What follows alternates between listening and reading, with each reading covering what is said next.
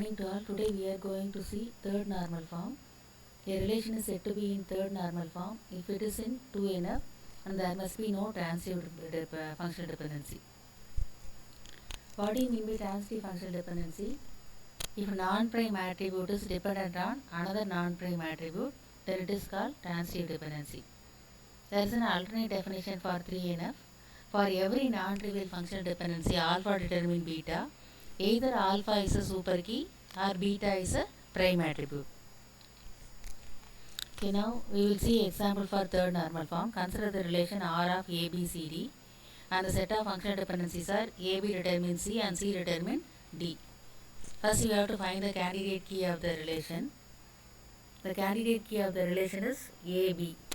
Because when we are finding the closure of the essential attribute AB, we will get all the attributes of the relation. So AB is the candidate key of the relation. A and B are part of the candidate key, so they are referred as prime attribute. And C and D, they are not part of the candidate key, so they are referred as non-prime attribute. The relation is said to be in 3NF. First it should be in 2NF. So first we will check the relation is in 2NF or not. Consider the functional dependency AB determines C and C determines D.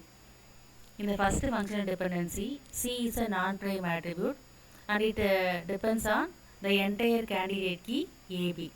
So the first FD is in 2NF. Next we move on to second FD. C determines D. D is a non-prime attribute. It doesn't depend on the partial key because C is not a prime attribute. So it doesn't depend on the partial key. So there is no partial dependency. So the second FD is also in 2NF. Next we will check whether the relation is in 3NF or not.